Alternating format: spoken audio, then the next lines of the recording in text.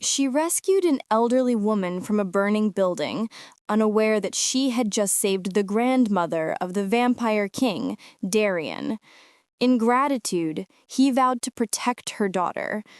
However, that protection came at a cost, living in his perilous world where adversaries sought her death and every vampire regarded humans as prey.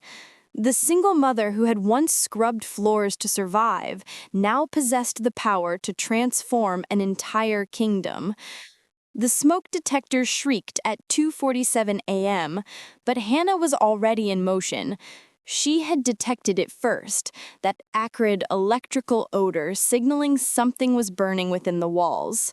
During her 6 months as night custodian at Millbrook Tenements, she had learned to trust her sense of smell more than the antiquated alarm system. "Everyone out! Fire!" Hannah's voice cracked as she hammered on doors, her keys rattling against her hip. Apartment 2B, the Chens with their infant. 3A, elderly Mr. Peterson, who couldn't hear without his hearing aids. Her mind cataloged each resident as they stumbled into the corridor, coughing and disoriented. However, the smoke was thickening more rapidly than it should. Hannah counted heads at the stairwell, her heart pounding. 23 residents on floors 2 through 4. She had evacuated 19. 4 missing. My daughter. Mrs. Chen seized Hannah's arm, eyes frantic. "Mira, I left her sleeping in 5C with Mrs. Petrov. I was only getting diapers from my sister's apartment." The world tilted. Hannah's 7-year-old Mira was having a sleepover with the elderly Russian woman in the top-floor apartment because Hannah couldn't afford proper childcare during night shifts. Hannah didn't recall making the decision. One moment she stood at the stairwell. The next, she was ascending into the smoke, her maintenance shirt pressed against her nose and mouth. The 4th-floor corridor was hellish. Black smoke rolled across the ceiling, heat pressed down like a physical weight.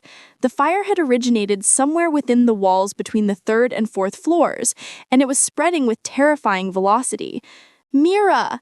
Hannah's scream was swallowed by the roar of flames. She reached 5C and threw her shoulder against the door. It yielded on the second attempt, and she tumbled into the apartment. Here, the smoke was lighter. The fire hadn't reached this level yet, but it would, within minutes, perhaps. "Mira, Nana!" A small voice thick with sleep and fear. "Mama?" Relief nearly buckled Hannah's knees. Mira stood in the bedroom doorway, clutching her stuffed rabbit, tears streaming down her face. Behind her, elderly Mrs. Petrov sat on the bed's edge, impossibly composed, cradling a wooden box against her chest. "We have to leave now." Hannah grabbed Mira's hand and turned to the old woman. "Mrs. Petrov, come on." "My box." The woman's accent was pronounced, her roomy eyes fixed on the carved wooden container in her lap. "I cannot leave it." "We'll come back for it." "No." Something in Mrs. Petrov's voice made Hannah pause. She looked up, and for just a moment, her clouded eyes seemed to gleam with an inner light.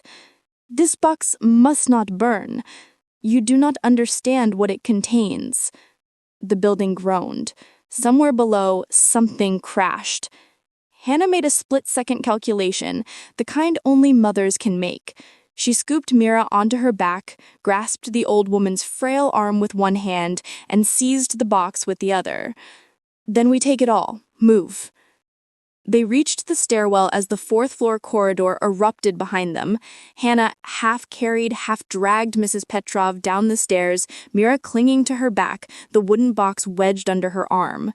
The old woman was lighter than she should be, almost weightless, but Hannah had no time to wonder about it. They burst through the front entrance into the January cold just as fire trucks rounded the corner, sirens wailing. Hannah collapsed onto the frost-hardened grass, Mira tumbling beside her, both coughing violently. "Mama, you're bleeding!" Mira's small hands touched Hannah's face. Hannah reached up, felt the warm stickiness. She must have cut her cheek on something during the escape. She looked at Mrs. Petrov, expecting to see the old woman in similar condition. She had watched her stumble, seen her scrape against the stair railing, but Mrs. Petrov's skin was unmarked. Even the age spots Hannah remembered on her hands seemed faded. "Mrs. Petrov, are you—" The old woman was staring at her arm where a deep gash had been bleeding freely just seconds ago. As Hannah watched, the skin knitted itself together impossibly fast until only smooth, pale flesh remained. Hannah blinked. The smoke inhalation must be causing hallucinations. Then she heard it, the sound of hoofbeats. No, not hoofbeats exactly, something softer, more deliberate, like a predator's approach. An elegant black carriage appeared at the end of the street, drawn by horses that were too dark, too silent, their eyes gleaming red in the firelight. The carriage halted directly before them, and the door opened without anyone touching it. A man stepped out. He was tall, impossibly tall, with dark hair falling past his shoulders and eyes that caught the firelight like a cat's. When he moved, it was with a fluid grace that made Hannah's survival instinct scream danger. But what made her blood freeze was what happened next.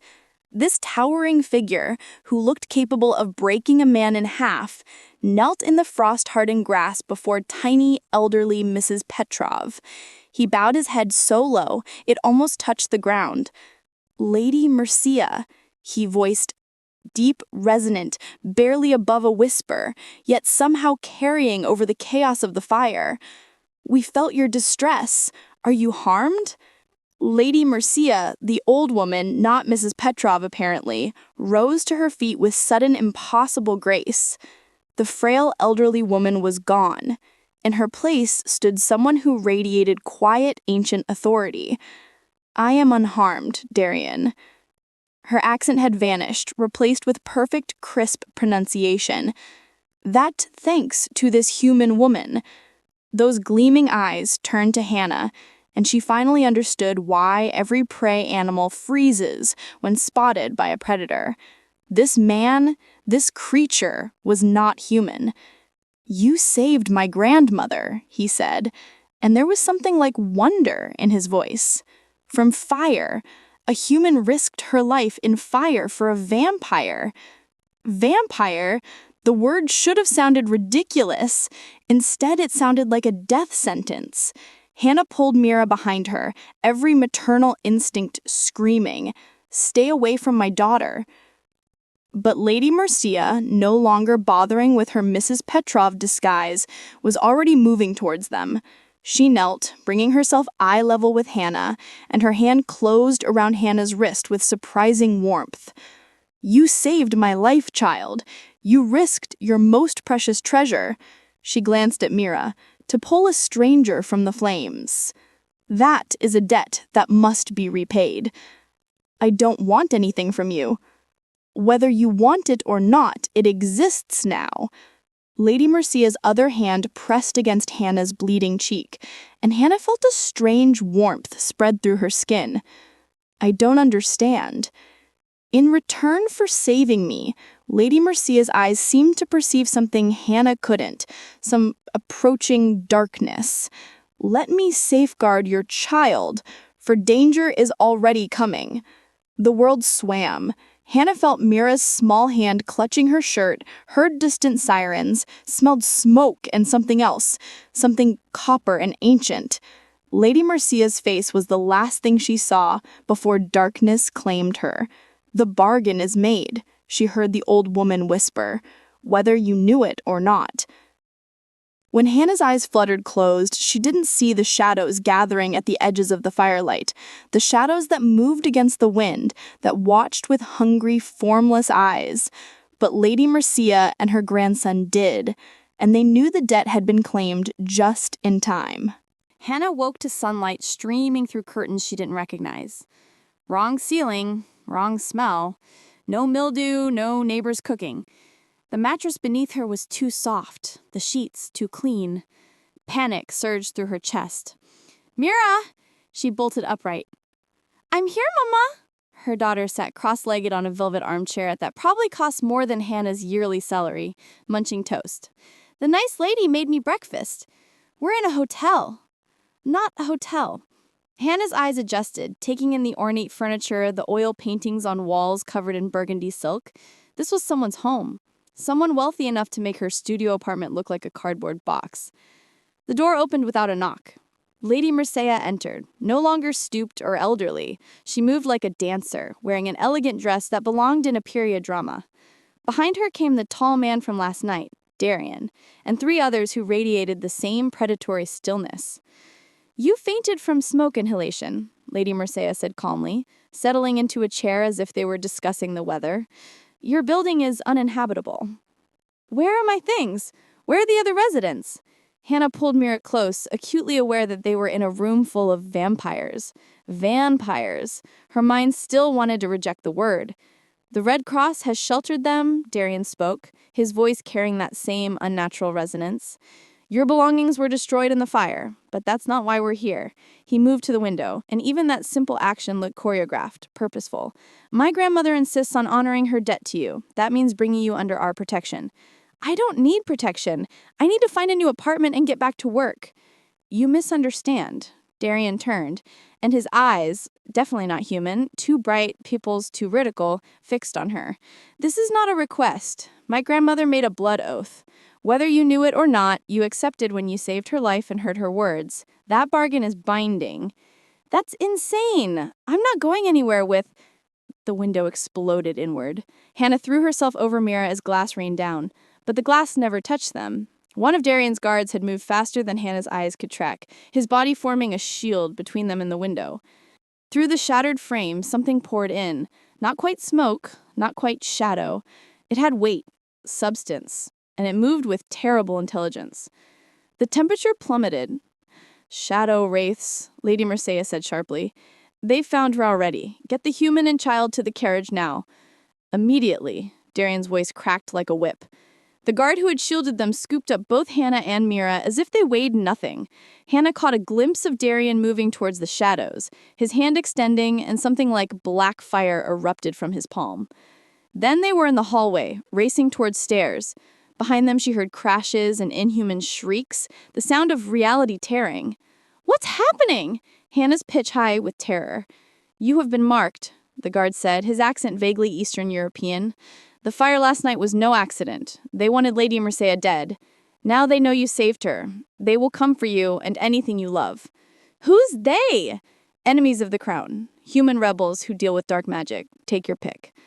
They burst onto the street where the black carriage waited, horses stamping nervously.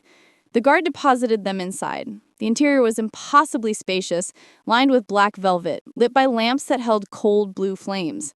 Mira whimpered, pressing into Hannah's side. "Mama, I'm scared." "I know, baby, I know." Hannah held her tight, her mind racing. This was impossible, all of it. Vampires, shadow monsters, blood oaths. Lady Mercia and Darian entered the carriage moments later, followed by the guards. No one looked injured, but Darian's coat was smoking slightly. "Dispatch scouts," Darian ordered one guard. "I want to know who sent them. And increase the perimeter around the citadel. We leave within an hour." "Leave to where?" Hannah demanded, finding her voice. "I'm not going anywhere until you tell me what the hell is going on." Lady Mercia's expression softened, the first genuine emotion Hannah had seen from her. "My child, you saved my life. That created a connection between us, written in the old laws that govern my kind.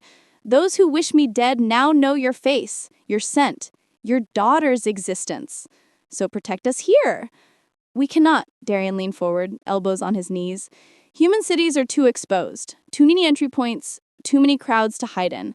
Those wraiths were just probing attacks. The real assassins will come tonight, tomorrow, every night until you're dead." "Then call the police." "The police cannot fight shadows, Miss Hayes." His use of her name jolted her. She hadn't told him. "But my citadel can. It has stood for 3,000 years. Its walls are carved with protections that would incinerate those creatures before they cross the threshold." "Your citadel?" "The vampire capital," Lady Mercia said quietly. "Deep in the Carpathian Mountains, where my grandson rules as king of our kind."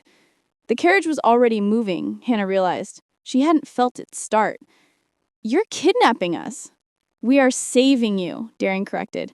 There is a difference. Those shadows will return. They will find your daughter's daycare, your place of work, every coffee shop you frequent. They will kill everyone who has ever spoken to you, just to draw you out. Or they will take your daughter and make you watch what they do to her. Hannah's blood turned to ice. Mira looked up at her with wide, trusting eyes. Mama, are the shadow things going to hurt us? Hannah kissed her daughter's forehead, tasting the salt of her own tears.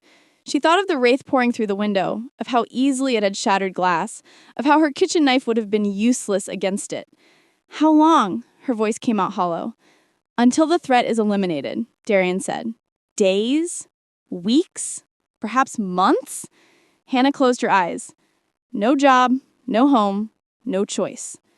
If anything happens to my daughter, then I will hand you the blade to take my life yourself, Lady Mercia said solemnly. You have my word.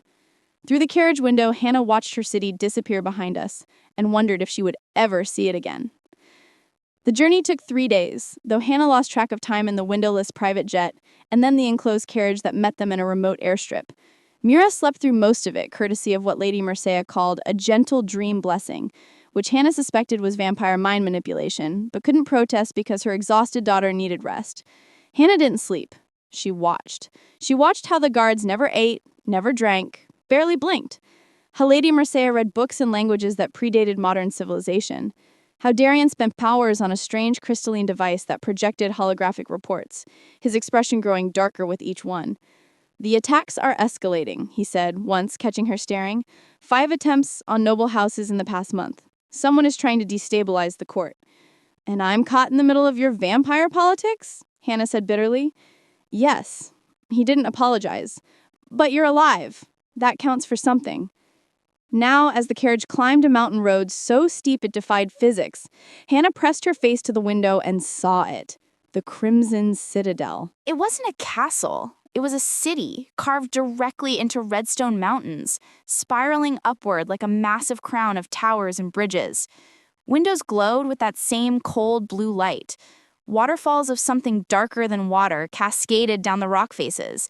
And at its peak, a palace of black glass and crimson stone that seemed to drink in the moonlight. It's beautiful, Mara whispered, awake now, nose pressed to the glass beside her mother. It's a cage, Hannah murmured. It's home, Lady Mercia corrected gently, and it will keep you safe. The carriage passed through gates that hummed with invisible energy, making Hannah's teeth ache. Guards lined the entrance, pale, still, eyes tracking their arrival with unsettling focus. As they descended, Hannah realized what was wrong. No one smiled. The courtyard they entered was filled with vampires in elaborate clothing, silks and velvets in deep colors, jewelry that caught the light wrong. They all stopped and stared as the carriage door opened. Lady Mercia stepped out first, then Darian. The crowd bowed as one, a wave of deference that would have been impressive if it wasn't so eerie. Then Hannah stepped down, Mira's hand clutched in hers. The whisper started immediately. Human. She brought a human here? And a child. Can you smell the child's blood? Is that the one who saved Lady Mercia? I heard she made a bargain. This is madness. Silence. Darian's voice didn't rise in volume, but it carried weight that pressed down like a physical force. The courtyard went deathly quiet. This is Hannah Hayes and her daughter Mira. They are under Lady Mercia's protection, and by extension, mine. Anyone who threatens them answers to me personally. A vampire in an elaborate gold-embroidered coat stepped forward, his smile showing too many teeth. Of course, Your Majesty. We would never dream of threatening your guests, though one wonders what accommodation suits such delicate creatures. The servants' quarters? Perhaps? They will have the East Wing, Lady Mercia said sharply, the guest suites reserved for foreign dignitaries. Gasps rippled through the crowd. My lady, a woman in deep purple interjected, her voice honeyed with false concern. Surely humans would be more comfortable somewhere less overwhelming? The East Wing has hosted vampire royalty for centuries. The decor alone might frighten them. Then they will redecorate as they wish, Darian said flatly. He turned to a severe-looking vampire woman who had appeared at his elbow. Escort them to their quarters. Assign 2 guards, discreet ones, and find clothing suitable for the child. She's been wearing the same dress for 3 days. The woman bowed stiffly, her eyes sweeping over Hannah and Mira with barely concealed disdain. As you command, Your Majesty. Though I must note that we have no human-sized clothing in stock, it will take time. Then improvise. Or shall I tell the king you were too incompetent to clothe a 7-year-old? Ayla's jaw tightened. Of course not, my lady. This way. As they followed her into the citadel, Hannah felt hundreds of eyes boring into her back. She heard the whispers resume, sharper now. She'll corrupt the court, mark my words. This ends in blood. Humans don't belong here. The interior was breathtaking and terrifying in equal measure. Corridors stretched impossibly long, walls carved with reliefs of battles and ceremonies that made Hannah's stomach turn. Chandeliers of black crystal cast shadows that moved wrong. Tapestries depicting vampires feeding, ruling, conquering. Mira pressed closer to her mother's side. They climbed 3 flights of stairs, or maybe 4, Hannah lost count in the labyrinth of passages, before reaching a hallway lined with doors carved from dark wood. Ayla opened the last one with a key that looked medieval. Your suite, she said icily. Meals will be brought at dawn and dusk. Do not wander the halls alone. Many of our kind have not fed in your presence before, and accidents do happen. It wasn't a warning, it was a threat. The door closed behind them with a sound like a tomb ceiling. Hannah stood in the center of the most luxurious room she'd ever seen. Silk curtains, furniture that belonged in a museum, a bed large enough for 5 people, and felt the walls closing in. Mama, Mira tugged her hand. Can we go home now? Hannah kneeled, pulling her daughter close, and lied the way mothers do.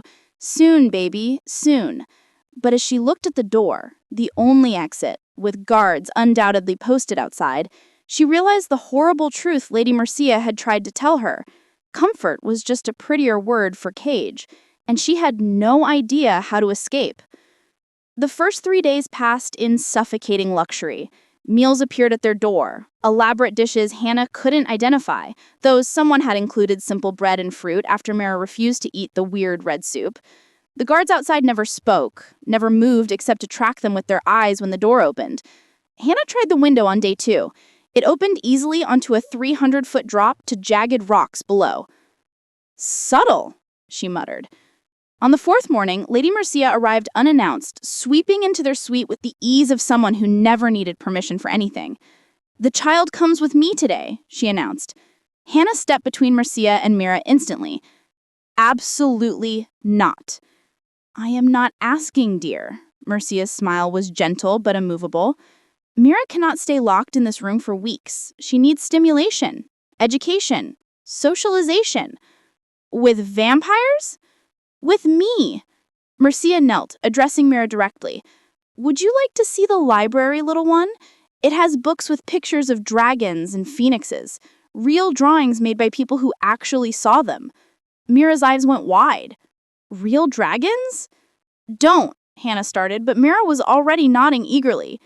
I promise she will not leave my sight, Mercia said, standing. And I am far more older and more dangerous than any vampire in the citadel who might wish her harm. She is safer with me than locked in this room while you slowly lose your mind. The truth of it stung. Hannah had been pacing like a caged animal, jumping at shadows, checking and rechecking the door locks that wouldn't keep out anything that truly wanted in. 2 hours, Hannah said finally, and I'm coming with you. One does not dictate terms to Lady Mercia, Ayla's voice came from the doorway. The severe vampire woman stood there with a tea service, her expression disapproving. Your morning refreshments, as ordered. She set the tray on the cable with deliberate care. Too much care. Thank you, Mercia said dismissively. That will be all. After Ayla left, Hannah approached the tea warily. The cups were porcelain, delicate. The tea itself smelled floral, pleasant, but something made her hesitate. Mama, I'm thirsty, Mira reached for a cup. Hannah grabbed her hand. Wait. She picked up the cup, sniffed it, normal. She wet her finger with the tea, touched it to her tongue. Bitter. Underneath the floral scent, a bitter chemical taste that didn't belong. Don't drink this. Hannah set the cup down carefully, her heart pounding. She looked at Lady Mercia. Is this what I think it is? Mercia's expression had gone cold and deadly. She lifted the cup, inhaled, and her eyes flashed with ancient rage. Nightshade extract. Enough to kill a human child in minutes, an adult in an hour. The room temperature dropped. Someone tried to poison my daughter. Hannah's voice shook with fury instead of fear. In your citadel? Under your protection? And they will answer for it. Mercia swept to the door, yanking it open. The guards jumped. Find Ela. Bring her to the throne room now. And send word to my grandson. Someone has just committed an act of war. Within an hour, Hannah found herself in a cavernous hall of black marble and crimson banners. Vampires lined the walls, hundreds of them, noble and ancient, all watching with predatory interest as Ayla was dragged before Darian's throne. I brought tea as instructed, she protested, though her voice wavered. I don't know anything about poison. The kitchen staff confirms you personally prepared the tray, Darian said, his voice echoing through the hall. Against protocol, you dismissed the human food specialist and did it yourself. I was being efficient. You were being treasonous. Lady Mercia stepped forward, holding the teacup. Nightshade extract. You tried to murder a child under my protection. The assembled vampires murmured. Some looked shocked. Others looked calculating. She's just a human, Ella's composure cracked. One human child. You're risking everything for her, bringing humans into the court, giving them our sacred spaces, letting them see our secrets. Next, you'll be letting them into the council chambers, giving them voices in our politics. So you decided to kill her? Darian said softly, dangerously. I decided to protect our way of life, Ella's eyes blazed. And I'm not alone. Others agree. Humans corrupt everything they touch. That woman, she pointed at Hannah, standing near a pillar with Mira clutched to her side, has been here 4 days, and already the court is divided. She's dangerous, not because of what she is, but because of what she represents. And what is that? Lady Mercia asked. Change, weakness, the beginning of the end. Ella lifted her chin. Kill me if you want, Your Majesty, but my death won't stop what's coming. Half the court believes humans should be food or servants, nothing more. They will never accept her presence here. Silence fell like a hammer. Darian stood, descending from his throne with deliberate steps. When he reached Ella, he looked down at her with eyes that held centuries of judgment. You're right, he said quietly. Your death won't stop what's coming. He turned to address the entire hall, his voice carrying to every corner. Hannah Hayes saved my grandmother's life, the woman who raised me, who held this kingdom together through 3 civil wars. That debt is sacred. Anyone who threatens her or her child threatens me directly. His gaze swept the crowd. And I am not known for my mercy. He looked back at Ella. You are stripped of your position and exiled. You have until dawn to leave the citadel. If you ever return, your life is forfeit. Ella's face went white. Your Majesty, please! Exile is a death sentence. So is poisoning children. He gestured and guards dragged her away, her protests echoing. As the hall emptied, nobles casting dark looks at Hannah, Lady Mercia touched her shoulder gently. You see now what you've walked into? This is not just about keeping you safe. Your presence here forces questions my grandson's court has avoided for centuries. Hannah pulled Mira closer, watching vampires file out, their whispers like poison in the air. What questions? Mercia explained. Whether humans are worth protecting, worth respecting, worth anything at all. Mercia's expression was sad, and some will kill to answer no. 2 weeks after the poisoning attempt, Lady Mercia announced she was taking Mira to the night market in the lower city. Absolutely not, Hannah said immediately. They were in Mercia's private chambers, a sprawling suite filled with artifacts that predated written history. Mira sat on a cushion, practicing the letters Mercia had been teaching her. The old vampire had taken her education seriously, spending hours each day with the girl. "The child needs fresh air," Mercia said calmly, pouring tea, which Hannah now watched being prepared from start to finish. "She's been confined to the citadel for weeks. The night market is beautiful, perfectly safe." Safe? Someone tried to poison her. And that person is exiled. Besides, I will be with her, as will 6 guards. Mercia's expression softened. "Hannah, you cannot keep her locked away forever. Fear is its own prison." Hannah wanted to argue, but she had seen Mira's spirit dimming. Her daughter barely smiles anymore, flinches at shadows, asks every night when they could go home. Maybe Mercia was right. Maybe fresh air, even in a vampire city, was better than this gilded cage. "I'm coming with you," Hannah said finally.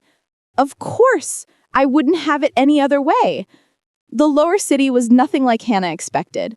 Where the citadel above was all Gothic grandeur and cold stone, the market district sprawled in organized chaos. Stalls lit with enchanted lanterns, vampires haggling over everything from silk to strange artifacts that hummed with power. Music drifted from somewhere, haunting and beautiful. Mira's eyes went wide with wonder. "Mama, look! That lady has purple hair!" "It's moonflower dye," Mercia explained, leading them deeper into the market. "Permanent for humans, fades for our kind within days. Quite fashionable." The vampires here were different from court nobles. Less formal, more relaxed. Some even nodded respectfully to Lady Mercia. A few stared at Hannah and Mira with curiosity rather than contempt. "They're lower-born," Mercia explained quietly. "Workers, craftsmen, merchants. They have less invested in court politics and more in survival. To them, you're just another oddity in a city full of them." Hannah was beginning to relax when she noticed them. 3 figures in dark cloaks moving parallel to our path. Not shopping, not stopping at stalls, just tracking. Her time in rough neighborhoods had taught her to recognize when she was being followed. She squeezed Mercia's arm gently. "Don't react. 3 o'clock. 2 stalls back, gray cloaks. They've been following us for 5 minutes." Mercia's expression didn't change, but Hannah felt the tension in her arm. "You're certain?" "I grew up in neighborhoods where you learn to spot trouble or become it. They're not browsing, they're hunting." "Interesting." Mercia bent down, pretending to examine a display of crystals. "I knew there would be another attempt eventually, but I expected something more subtle." "Wait, you expected this?" Hannah hissed. "Of course. Ella was a blade, not the hand wielding it. Someone wanted her to kill your daughter knowing it would either succeed or expose her as incompetent. A win either way." Mercia's eyes gleamed. "What I didn't expect was for you to notice our followers before my guards did." Hannah glanced at the 6 vampire guards positioned around them. None seemed alert to the threat. "Your guards are focused outward, watching for external threats. They're not expecting danger from what looks like other vampires in their own city." Hannah's mind raced. "We need to get Mira somewhere safe now." "Agreed." Mercia straightened, taking Mira's hand with a gentle smile. "Mira, dear, would you like to see where they make candied moonberries? It's just down this side street. Very exclusive." The alley Mercia led them down was narrower, darker. Hannah's instincts screamed trap, but she trusted that the ancient vampire had a plan. They were halfway down the alley when the cloaked figures stepped into both ends of the alley, blocking escape. "Lady Mercia," one called, voice distorted by magic. "How kind of you to make this easy." The guards moved into defensive positions, but Hannah noticed something wrong. They were slower than they should be, their movements sluggish. "The tea at the market stall," Mercia said coldly. "The one where we stopped. You drugged my guards." "Silver dust in the steam," the figure confirmed. "Brilliant, isn't it?" "Won't kill them, but it'll slow them enough." Mercia pushed Mira behind her, and Hannah immediately wrapped herself around her daughter. "Who sent you?" "Does it matter? You've made enemies, old woman, by protecting that human, by letting her daughter corrupt our ways, by allowing your grandson to entertain notions of human rights. The court is fracturing because of her, so we remove the problem." They raised their hands, and darkness began to pool. The same living shadow Hannah had seen in the apartment. "Wraith magic," Mercia hissed. "You're working with shadow casters? That's forbidden." "Many things are forbidden," that doesn't stop them from being necessary.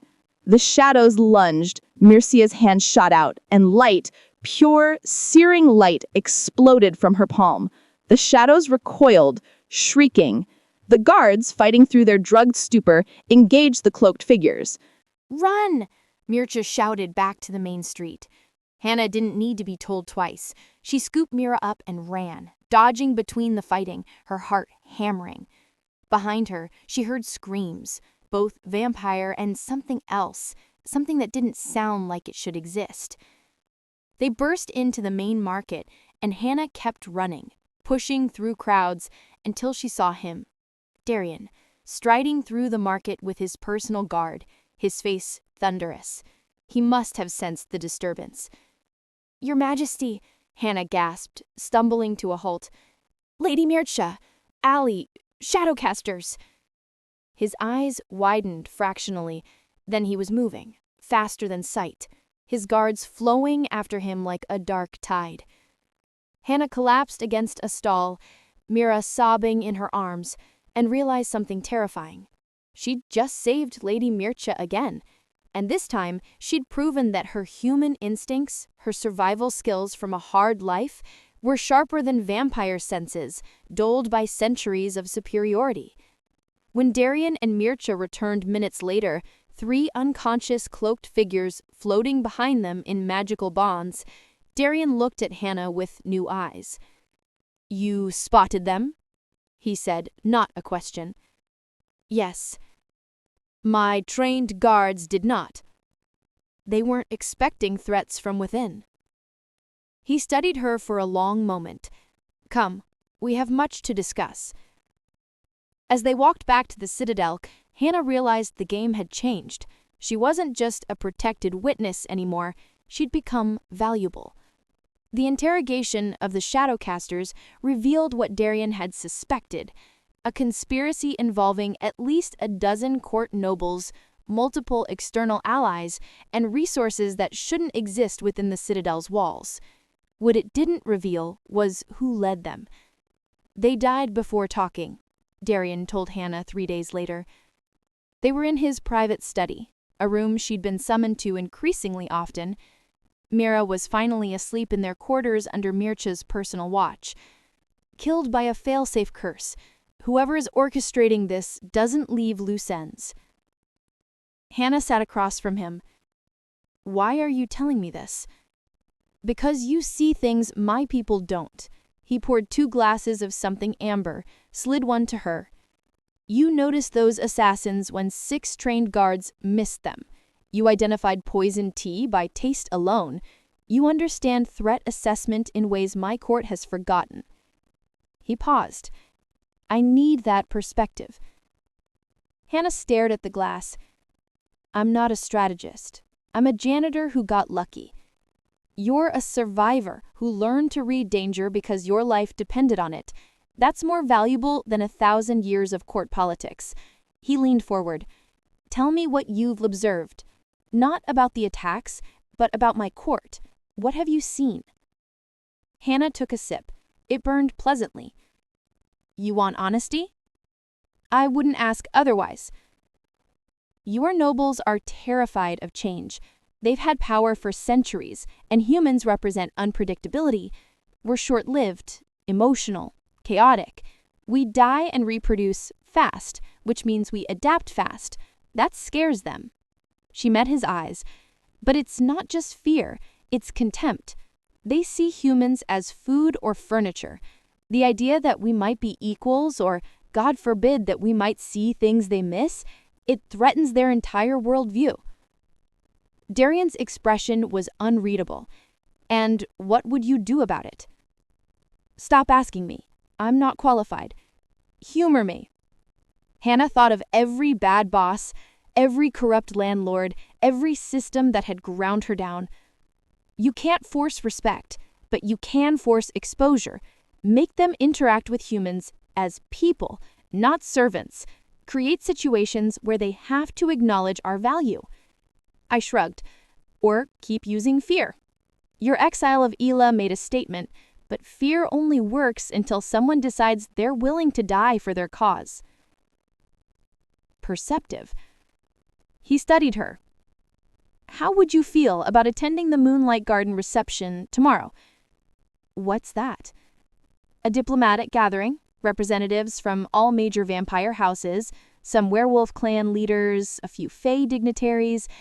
Normally, humans attend only as servants." His smile was sharp. "I want you there as my guest." Hannah's stomach dropped. "That's suicide." "That's strategy. You've already become a symbol. Might as well control the narrative." He paused. "And if someone tries to kill you in front of everyone, then I'll know exactly who my enemies are." He said it so casually, like he wasn't proposing to use her as bait. "Lady Mircha will be there, as will my entire personal guard. You'll be as safe as I can make you." That's not very reassuring. "It's honest." He stood. "Think about it. But Hannah, hiding won't make you safer.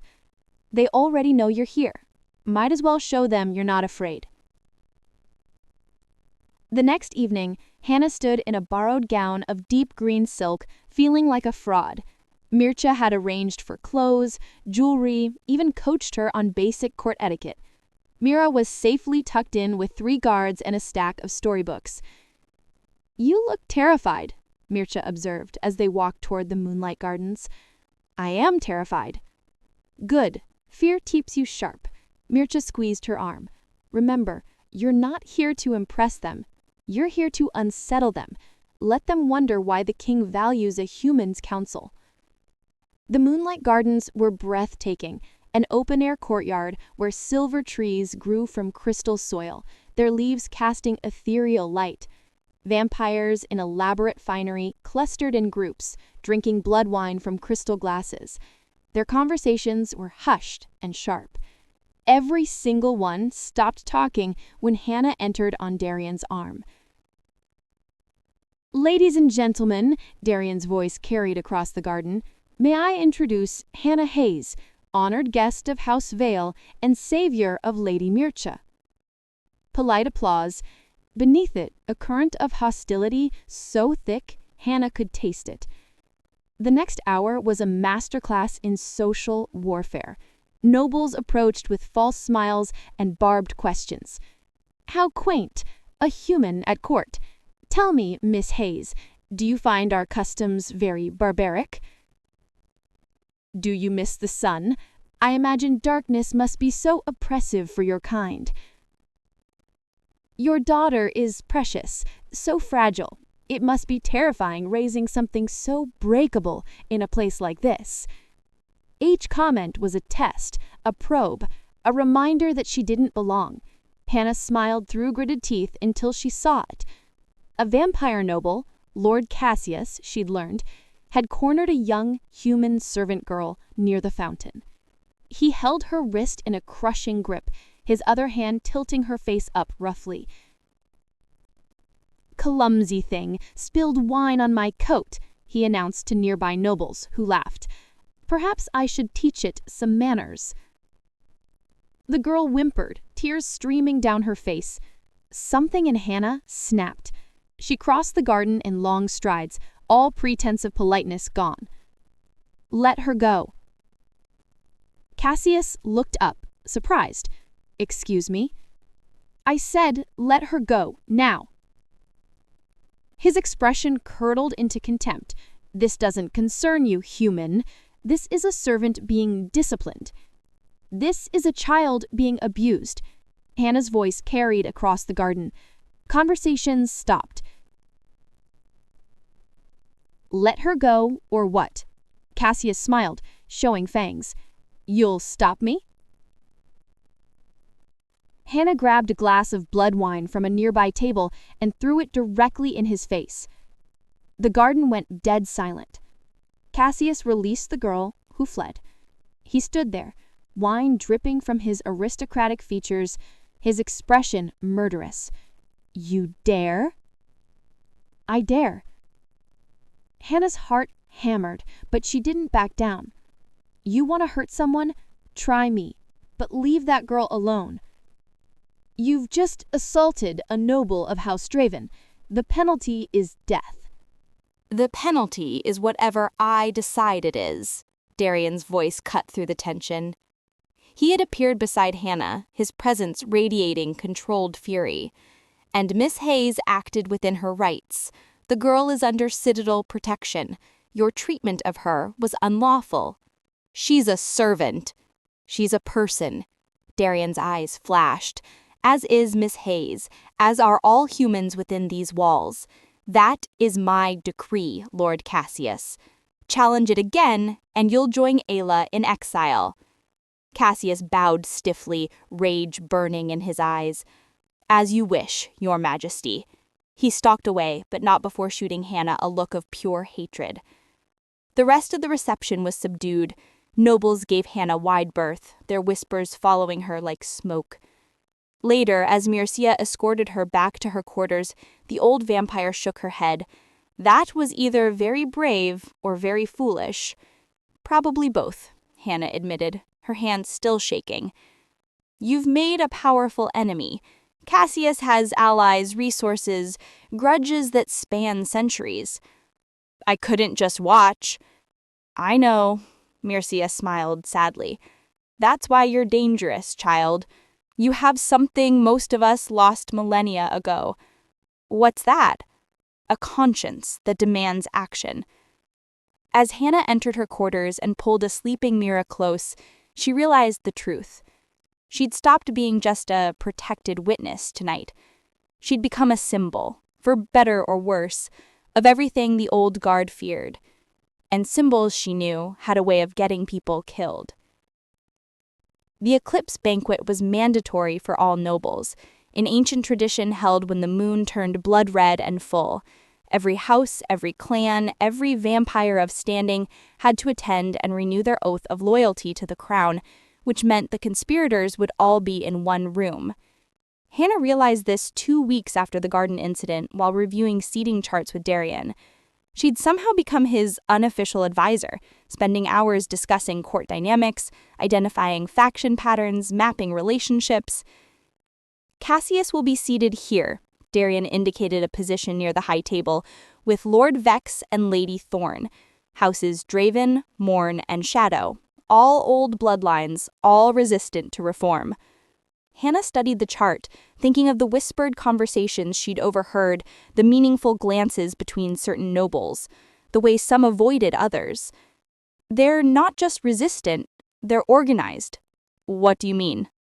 Look at the pattern. She traced connections. Every attack, the fire, the poisoning, the night market, involved different methods but similar timing. Someone's coordinating them. Someone with access to shadow magic, poison, and insider knowledge. She tapped Cassius's name. He's been too quiet since the garden. No retaliation, no challenges. That's not noble pride, that's strategy. Darian's eyes narrowed. You think he's the one?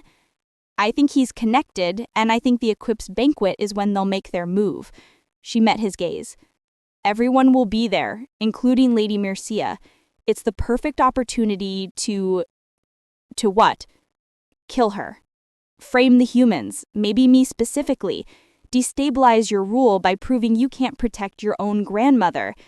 Hannah's hands clenched. I've seen this before, just on a smaller scale. Gangs in my neighborhood used big gatherings to settle scores. Lots of witnesses, lots of chaos, easy to disappear in the confusion. Darian was quiet for a long moment. If you're right, we could set a trap. Or I could be wrong and we tip them off. No, his expression hardened. Your instincts have been right every time. We use the banquet, but carefully. The night of the eclipse, the great hall blazed with black candles and crimson banners. Hundreds of vampires filled the space, their finery a display of wealth and power that made Hannah's borrowed gown, deep midnight blue, courtesy of Mircea, feel woefully inadequate. She sat at the high table between Mircea and Darian, hyper-aware of hostile stares. Mira was safely hidden in the royal quarters with Darian's most trusted guards.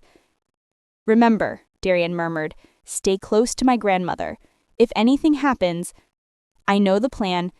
Hannah's heart hammered. They'd gone over it a dozen times. Watch, listen, wait for the conspirators to reveal themselves. The banquet proceeded with formal speeches and ritualistic toasts.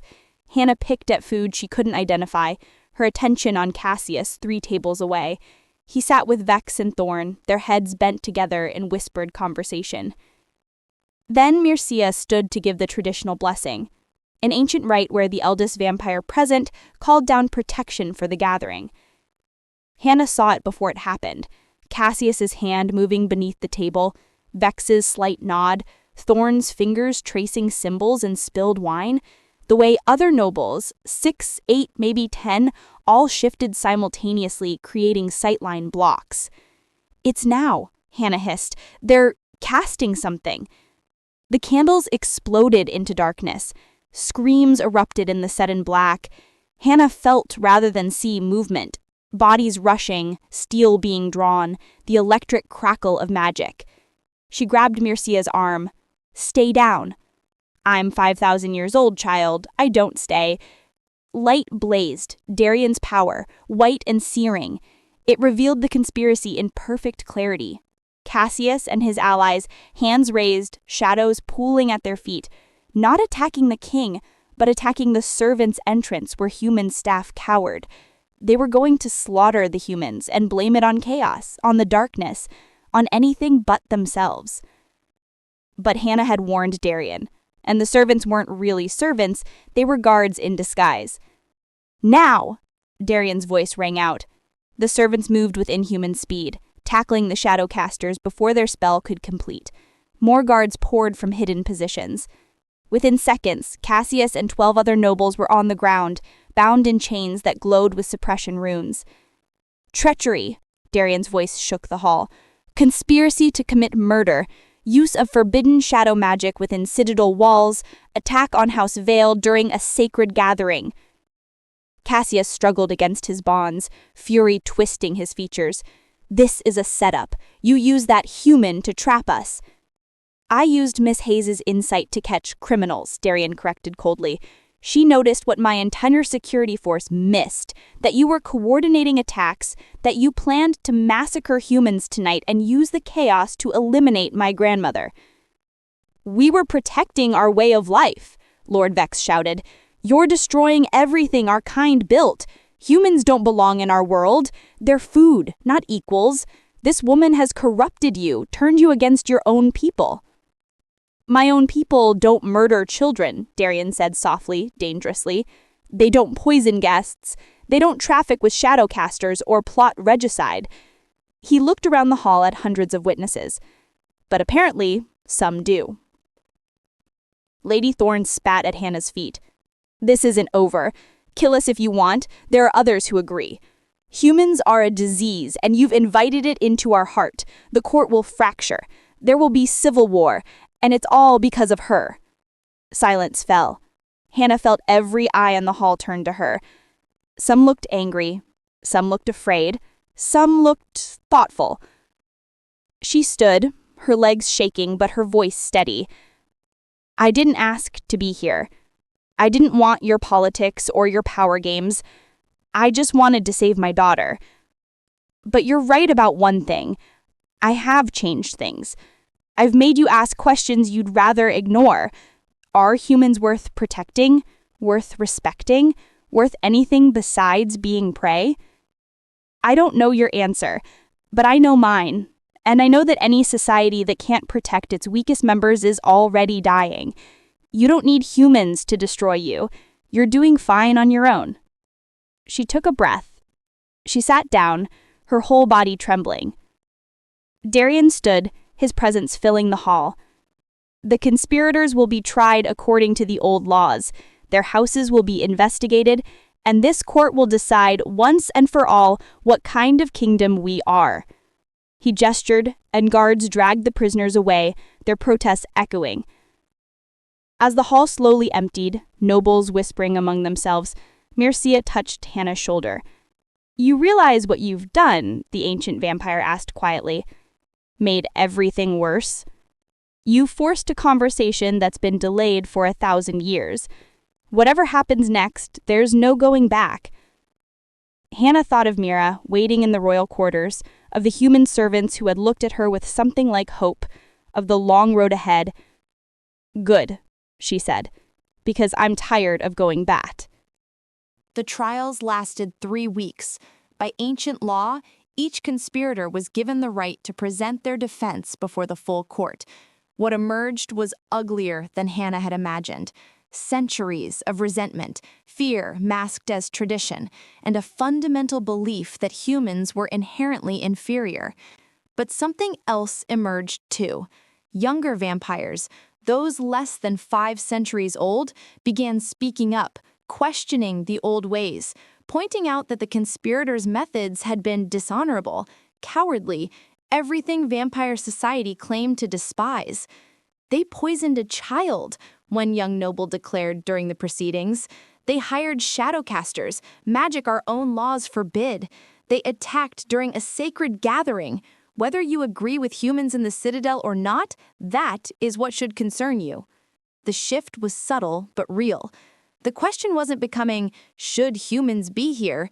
It was becoming, what kind of vampires are we? On the final day of trials, Darian passed judgment. Cassius, Vex, and Thorn were sentenced to execution, not for their views, but for murder, conspiracy, and use of forbidden magic. 5 others received exile. 3 were stripped of titles, but allowed to remain under strict supervision. Let it be known, Darian announced to the assembled court, that this kingdom will not tolerate treachery, regardless of the cause. Your views are your own. Your actions are subject to law. He paused, then continued. And effective immediately, I am establishing new protections for humans within vampire territories. No human may be fed upon without explicit consent. No human servant may be harmed without due process. Any human who saves a vampire life may claim guest right for 1 year. Gasps rippled through the hall. This is madness, someone shouted. This is law, Darian said flatly. Challenge it and face the same fate as these conspirators. After the trials, Hannah found herself in Mircea's chambers once more. The old vampire sat by her window, watching the blood moon set. You're leaving, Mircea said without turning. It wasn't a question. Hannah nodded, though Mircea couldn't see it. The threat's over. Mira needs to be around other children, needs normalcy, and She trailed off. You've been cage fighting with vampires for 2 months, and need to remember what sunshine feels like. Mircea finished, turning with a gentle smile. I understand. But know this, you and Mira will always have sanctuary here. The bargain I made that night, it doesn't end. I saved your life. You protected Mira. We're even. Debts between our kind are never that simple. Mircea stood, crossing to a small chest. She withdrew a pendant on a silver chain, a crimson stone that pulsed with inner light. Take this. If you ever need help, hold it and speak my name. I will come. Hannah accepted it, the metal warm against her palm. Thank you for everything, for teaching Mira, for protecting us, for treating us like people. You made that impossible not to do. Mircea's eyes held ancient sadness. I have lived 5,000 years, child. I have seen empires rise and fall, species go extinct, civilizations collapse. But I have rarely seen someone fight as fiercely for their child as you have. That kind of love, it transcends species.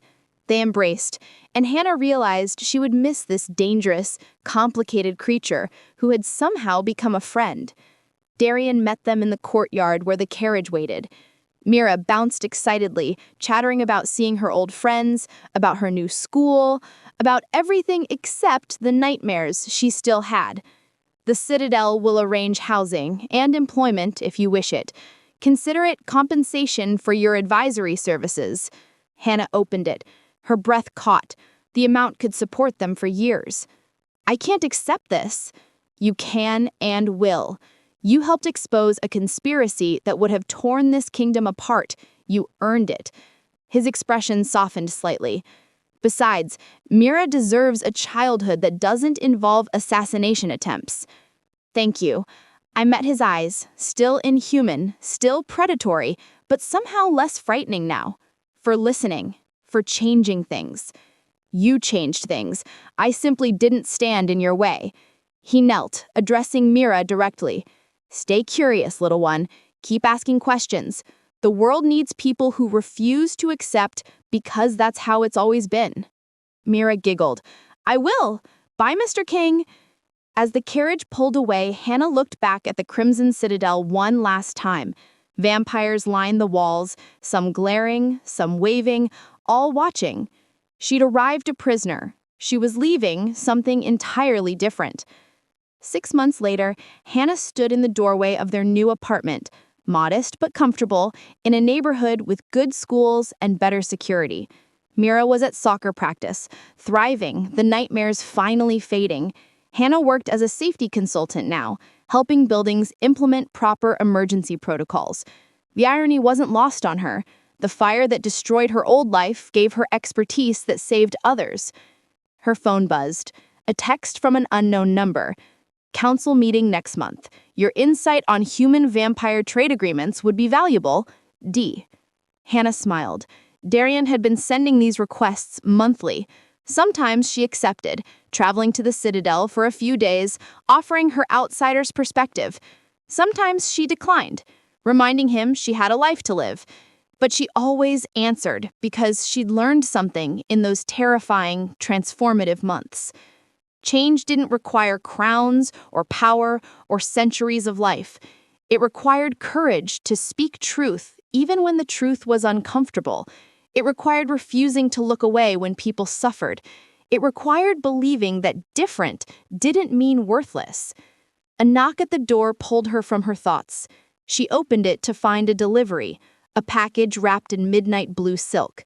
Inside was a book, leather-bound and ancient, with a note in Mircha's elegant script. For Mira's education, every child should know that humans and vampires once lived as allies before fear divided us. Perhaps her generation will remember what ours forgot. M. Hannah traced the embossed cover, then looked at the pendant she still wore, hidden beneath her shirt, at the life she'd built from ashes, at the future that seemed impossible 2 months ago. She'd saved a vampire grandmother, and in return, she'd been given something more precious than safety or wealth, a voice that could change the fate of 2 worlds. She didn't know where that voice would lead, but for the first time in her life, Hannah Hayes wasn't afraid to find out.